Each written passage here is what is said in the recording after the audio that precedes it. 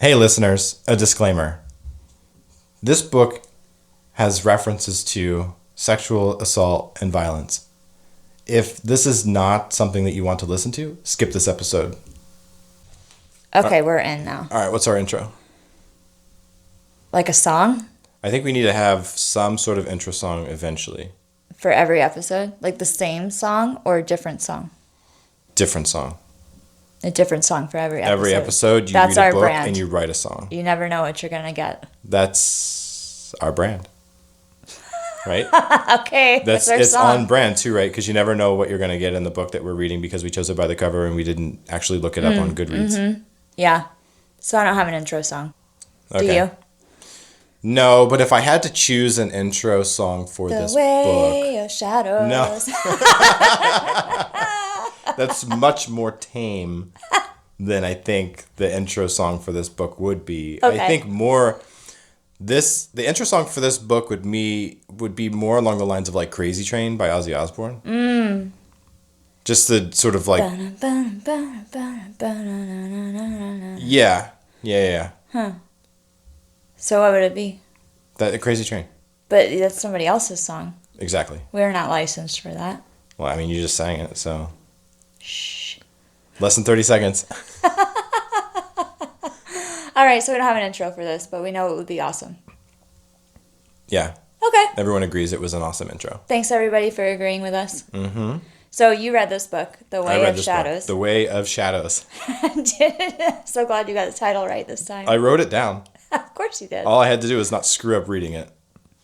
Snaps. Okay, so yay, go us, ASMR. So tell me about this book, Jake. Why did you pick it? The cover was super cool in this book, and I should have brought it. It was a Brent ninja in shadow darkness with a sword, a big sword, and it was black and white, and so it gave all of the cool, like, oh, this is going to be a grungy, dark book kind of vibes. And it was a big book, and it made me think of Sword of Shannara. Oh, wow, I haven't read those in a long time. Yeah, and so I was really hoping that would be the vibe. And was it? No. It wasn't the vibe at all. Wasn't the vibe at all. No, this book was very interesting. Was it worth reading? Maybe. Maybe. Okay, so tell me about this book. I didn't read it. I was going to, but then I opened the audiobook and it was 17 hours, and I was like, I don't have time for that this week. It was more than 17 hours. It was 20 hours. Maybe Did I you had get the a different abridged version? Maybe. Yeah, I must have. It was 20 hours Okay. on the audiobook. And it was a big book. It was like 500 or 600 pages. Yeah, so Yeah. tell me about it. Okay, Fairy so- Tale was that long too, by the way. What is it? Fairy Tale was like 620 pages. Yeah, it was Fairy Tale was 24 hours. Whoa, Yeah, it was a big book. that was a big book. Yeah. But that's not the book we're talking about today. No. We're super on track today. I wanted to try everyone's new favorite segment. Jake summarizes the book. All right. All right, so I wrote down a summary of this book so that everyone knows what we're talking about when we get into the details of it. That's a good thing. And here it is. 3 friends. Nope, fucked it up. I can't read. I don't believe it. 3 kids are friends, but I can't read my handwriting. Hold on. And that's it for Jake summarizes the book. Doing great. I promise I graduated from school. I might have cheated my way through, but I graduated, damn it. All right, summarize the book. Okay. Quick, go. You can do it. I can do it. So, 3 kids are friends, but they live in the streets. They have the unique ability of being the main characters. 2 of them fall in love. The other one becomes Al Capone. The main character becomes a god assassin. Oh, whoa. That's a lot. Is there a sequel to this book, or was it like all encompassing? That's the whole book. Okay. I think there might be sequels to this book. I don't know where it would go because Al Capone and the 2 lovebird god assassin guy like have a child or something. All right. So it would be like, I mean, if they did like the sort of Shannara kind of style, then the next like book might cover that child. Yeah, but it wasn't actually their child. Yeah, so I think the real summary of this book, I got really close. That's a really Really close book. I liked the part where you said 3 friends have the privilege? Unique ability of being the main characters. Of being main characters. That's really how this book felt. You know when you read a story and nothing is really special about the characters, but they seem to always win? Yeah. That was sort of this book. There was a lot of losing in the beginning. The main character, Azoth, was not special at all. Not unique. He was just a street kid. Doll Girl, which is his friend, who he ends up falling in love with later, is mute. Okay. But otherwise non-special, just a street kid. And then J.O., Jarl. Yeah, J.O. is his nickname. Jarl is also not special, but is a street kid. The Way of Shadows. Yeah. A book about 3 non-special people. Right, but they become special through character development, of course. So I think this was a super boys book. It was a very boys book. I think that if I had read this as a teenager, I would have been all about this book because there wasn't a lot of punishment for mistakes or trials and tribulations, right? So I think in a really good story, there's usually a punishment for bad action, right? Yeah. In Harry Potter, for example, you were always fearful of the shenanigans that they were doing because of the teachers. Oh, yeah, yeah. In this book, the teacher fellow was Azoth's mentor, but there never seemed to be any consequence for Azoth sort of disobeying him. That's an interesting... Yeah. And so throughout the book... how old is this kid? It depends. It starts when he was likely early tweens. Okay. And then ends in his mid to early 20s. Okay, that's a good span. That's a really good span. Yeah. Yeah. But his mentor, whose name I forget, was really... He would always tell him, like, oh, if you disobey me, I'm going to kill you. You're going to die from me killing you. And the kid would disobey him, be fearful of it, but would disobey him. And you would kind of wonder, oh, okay, is this the time that his mentor is actually going to follow through and kill him? Yeah. And no, never punished, other than like doing extra workouts to train to become a good assassin. Huh. But that theme of non-punishment came throughout pretty much the entire book. Interesting. Yeah. Intentional. Maybe. I think it was more along the lines of a simple story, right?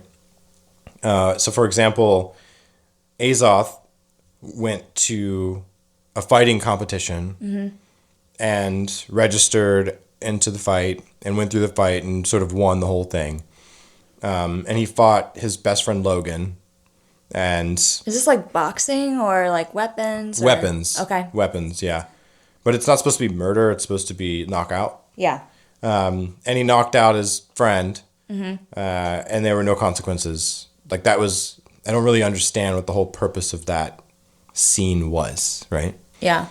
Do you think that there was a purpose to this book? Yeah, to tell little boys a really cool story. About becoming an assassin? About someone's adventure to becoming an assassin. Okay. Because there were also... Just to like add to it, right? The biggest enemy in this book was a butt rapist. Oh. Right? Which is every boy's like biggest fear.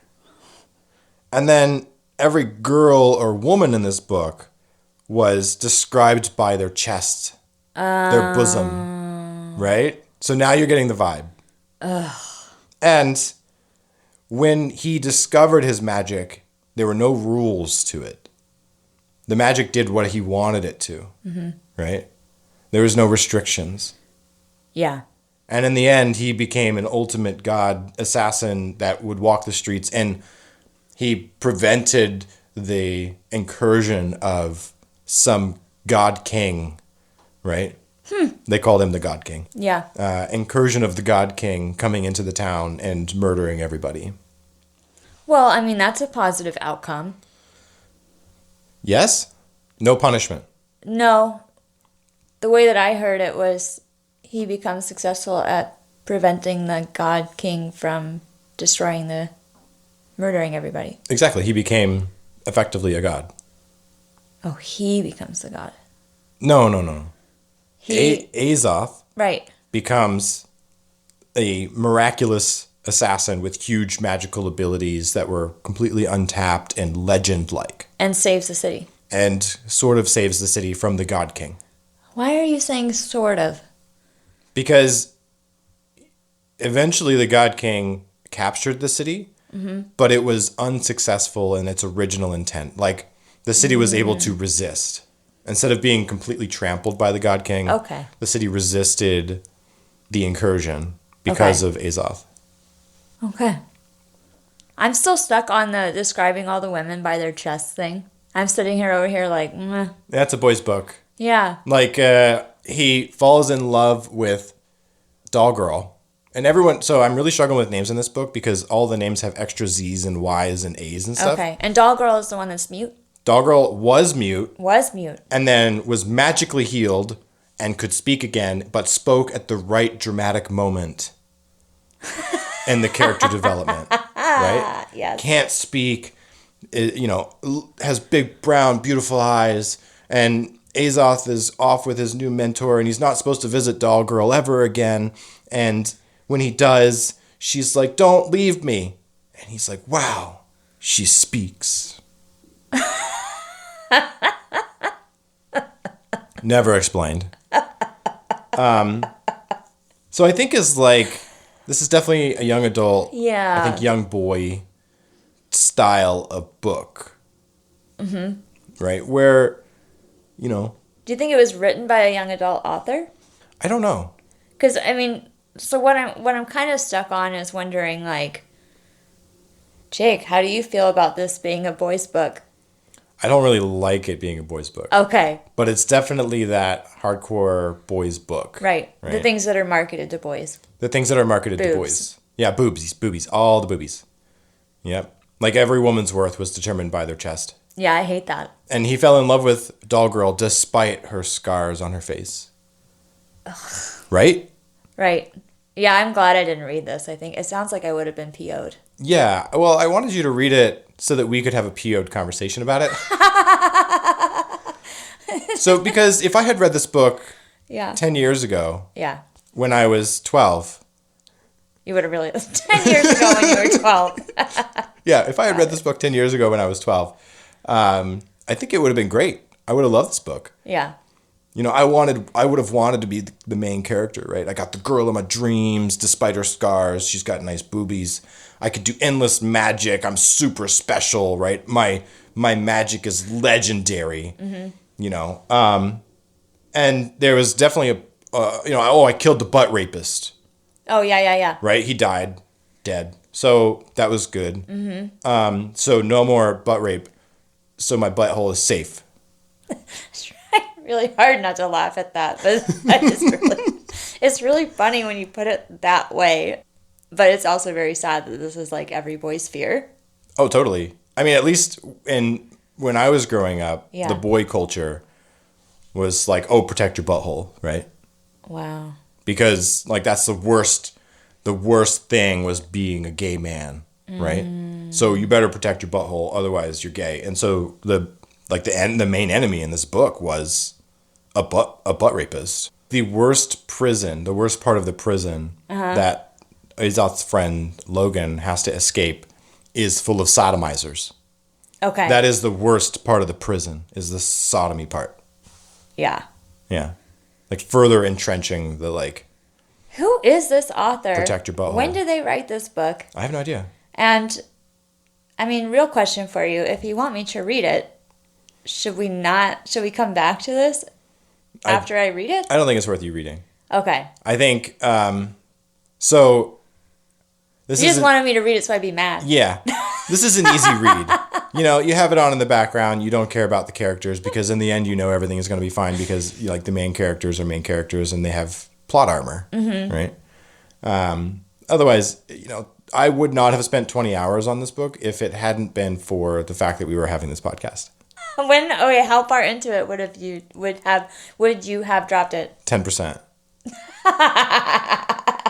I didn't. You could have saved 18 hours of your life. I could have saved 18 hours of my life, which I'm really glad that I listened to this and not read it. Because if I had dedicated the time to sit down and reading it, I would have been like, okay, this sucks. But because I listened to it, I was able to do yard work and stuff on the side. Yeah. Yeah. Anything else I should know about this book? I don't really feel very, I don't feel very satisfied by this book. There was one other thing about this book. Okay. I think that further adds to the whole, this is a young adult boys book. Azoth's mentor became a father figure. And Azoth didn't want to disappoint him, wanted to make him proud, right? And there was a scene where the father is dying because Azoth has killed him. And the father basically says how proud he is and how much he loves Azoth. So I was like, okay, yeah, another little boy's dream. For your father to tell you that They're proud of you. they're proud of you? But you know that it's only going to happen on your deathbed, their deathbed. Man, we really got to fix the way that little boys grow up. Yes. That's so sad. Well, I mean, we also have to fix the way that little girls grow up. Yeah, we do. So, I want to be more than a character in a book judged by my boobie size. yeah. Definitely. I don't know what else to say about this. I mean, so far, everything I've heard about this book makes me mad. Yeah, it's interesting because when I walked into the bookstore, this is not the same bookstore I usually go to. Okay. When I walked into this bookstore, it was facing outward, right? Which means the owner of the bookstore is trying to sell this book. You can see the cover. Yeah, you can see the cover. So, I don't know, I'm a little bit surprised that it was facing outward. Yeah. Well, I would also say that writing a novel is not an easy thing to do. That's true. And so as a reader, I can rag on it, not because the writing style was bad, but because I didn't really like the cultural points, I guess you would say, in the book. Yeah. Right? Yeah. Some of the undertones. Yep. But I was surprised that this was facing forward. Yeah. Should we look up the Goodreads rating? Oh, yeah, we should. What? This has a 4.5 rating. It's a 2008 novel by Brent Weeks. Oh. So 2008 makes sense. Actually, if I had read this in 2008, You would have liked it. I would have loved this book. Yeah, because that's Absolutely. around the time. Yep. Yeah. Yep. And there's multiple different covers for this book. Yeah, I see based on what that. I'm seeing here. The one that I got was the one with the big sword. Okay. Yeah. And then the one I'm looking at now on Goodreads has like a stereotypical assassin looking directly at whoever's looking at the picture. And it says, the perfect killer has no friends, only targets. Which adds to the whole, to be strong, you have to be guarded, walled off from emotions, right? Very strong undertone. Although it does say it's a trilogy, the Night Angel trilogy. So I might read book 2. There is a book 2. I might read book 2. Well, it says it's a trilogy. Yeah. So on Goodreads, this has a 4.15 rating. On Amazon, it has a 4.5. That's great. Yeah, great book. You should listen to the reviews. Do we have anything else to talk about this book? I'm done talking about this book. I don't want Okay. to talk about it anymore. This is going to be a short episode. We're okay with that. Yep. Sorry, Brent Weeks. We didn't mean to insult you or anything. So let me actually, before we cut, right? Yeah. I have a lot of respect for all authors. Yeah. Including Brent Weeks, right? I think writing this novel was a great thing. I think it's a good book for young adult boys in 2008. I think if I read it then, it would have been really good. I'm not surprised by the rating at all. So there's nothing about this book that I think Brent is a bad author. No. It's just not my style. Times have changed a bit, which is actually really good. I have changed a bit. Yeah, you have changed. Right? I've grown from when I was 12. Hopefully. A little bit. I still know everything. I was going to say, hopefully times have changed, but then I just left it at hopefully. So Yeah, hopefully you've changed a bit since you're 12. Since I was 12. It's to be determined. That's a good reminder, though. I mean, this is not potentially a bad book, but it's just a reflection of the times of 2008. Well, it's a reflection of my own feelings about the undertones of the book. True. Right. Yeah. What's our next book? We're done with this one, right? Berry Pickers. Berry Pickers. I picked this one. Yeah, so we'll see what kind of undertones this one has. Nothing as dramatic as The Way of Shadows. Okay. Bye. Bye.